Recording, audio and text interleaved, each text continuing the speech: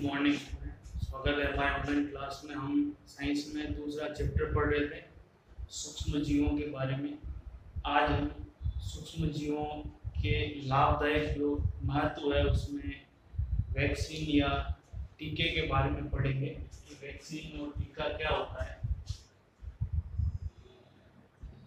Vaccine या टीका, तो सबसे पहले इसे समझने के लिए हम ये देखेंगे कि हमारा जो शरीर है, जब भी कोई सूक्ष्म जीव जो रोग उत्पन्न करता है, चाहे वो जीवाणु हो, वायरस हो या कोई अन्य रोग कारक हो, जब वो हमारे शरीर में प्रवेश करता है तो हमारा शरीर उससे लड़ने के लिए प्रतिरक्षी का निर्माण करता है।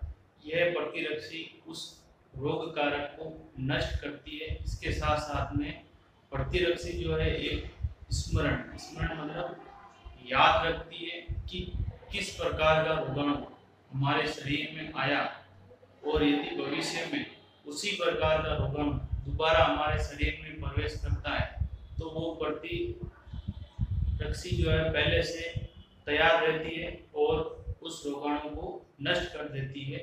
तो इस तरीके से हमारा शरीर जो है रोगाणुओं से हर रोज लड़ता रहता है और हमें बीमारियों से बचाता है। इसी आधार पर वैक्सीन या टीके बनाए जाते हैं।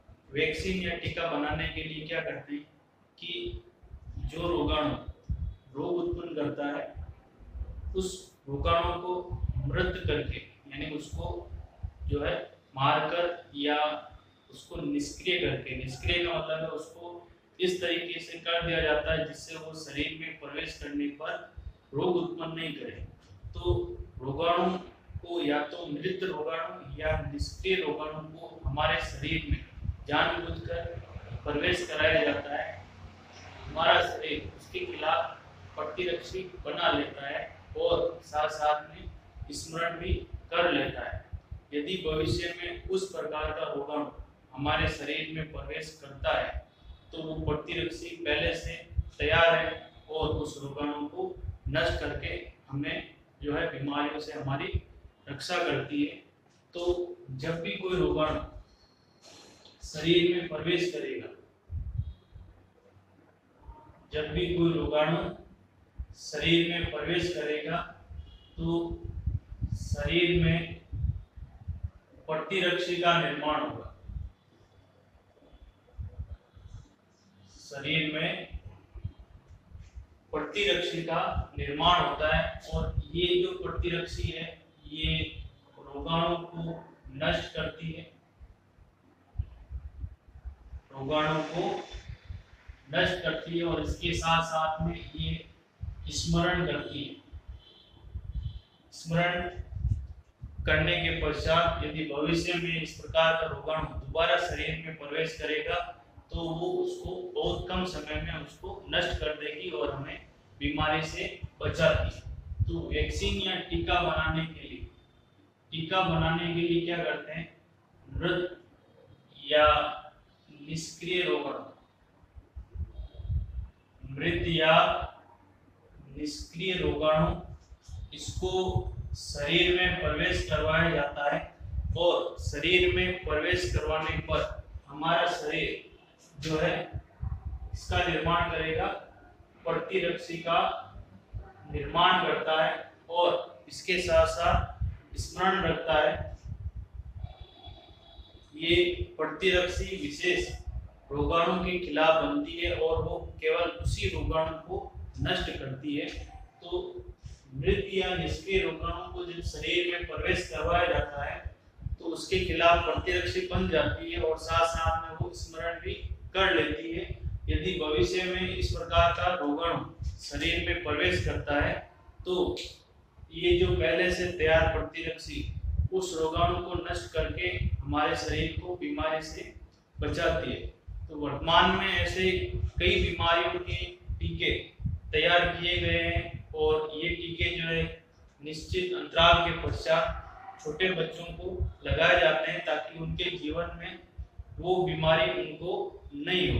तो जो प्रमुख जो टीके हैं कि एक तो जो टीबी है उसका टीका उपलब्ध है, इसके अलावा जो चेचक है उसका टीका उपलब्ध है, पोलियो उसका टीका उपलब्ध है।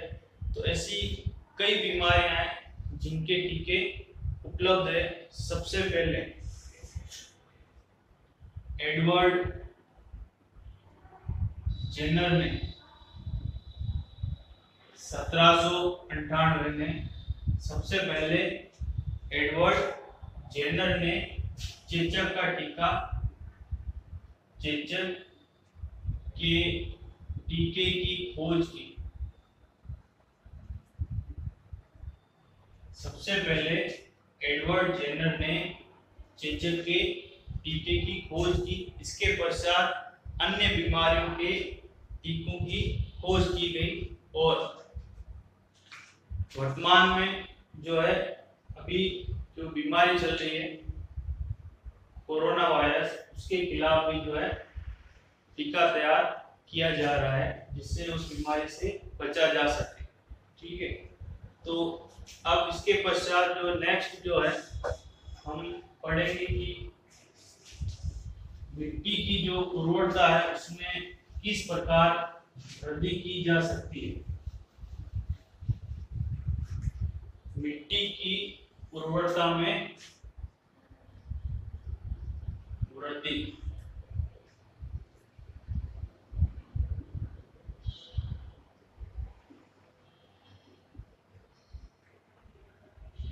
मिट्टी की उर्वरता में वृद्धि। तो मिट्टी जो है वो पेड़ पौधों और फसलों के लिए मिट्टी से उनको कई प्रकार के खनिज, पोषक और जल प्राप्त होता है। तो अलग अलग स्थानों पर जो मिट्टी है वहां पर अलग अलग पोषक की मात्रा होती है। कहीं पर किसी प्रकार का पोषक अधिक होता है, कहीं पर किसी प्रकार के पोषक की कमी होती है। तो सामान्यतः जो मिट्टी में जो है नाइट्रोजन जो है उसकी कमी पाई जाती है और पेड़ पौधे जो होते हैं वो सीधे नाइट्रोजन का उपयोग नहीं कर सकते हैं। वायुमंडल में सबसे अधिक नाइट्रोजन गैस पाई जाती है, लेकिन पेड़ पौधे सीधे वायुमंडलीय नाइट्रोजन का उपयोग नहीं कर सकते हैं, उनमें ऐसी क्षमता नहीं पाई जाती है। पौधे केवल नाइट्रोजन के यौगिकों का उपयोग कर सकते हैं।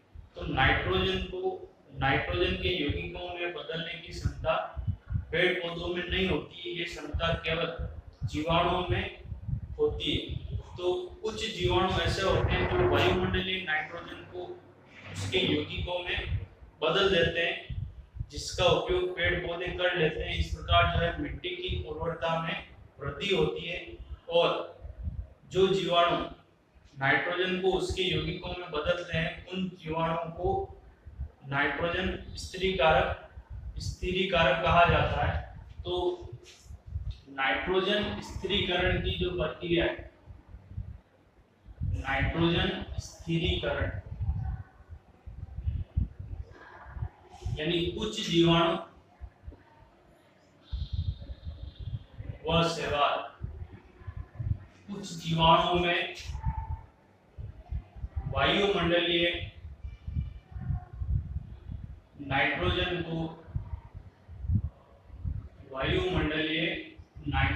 को उसके यौगिकों में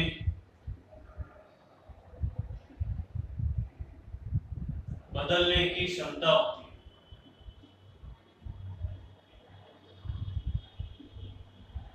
इस प्रक्रिया को नाइट्रोजन स्थिरीकरण कहा जाता है। नाइट्रोजन स्थिरीकरण कहा जाता है।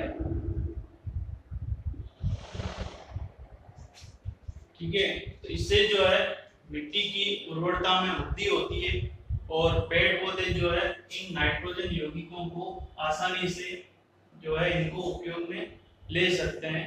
तो इस प्रकार से जीवाणु जो है सूक्ष्म जीव वो मिट्टी की उर्वरता में वृद्धि करने में भी सहायक है। तो आज तक हमने ये जो है हमने सूक्ष्म जीवों के लाभदायक महत्वों के बारे में पढ़ा है। नेक्स्ट हम जो है इनके हानिकारक या इनकी जो है ये हमें किस प्रकार से नुकसान पहुंचाते हैं उसके बारे में हम पढ़ेंगे।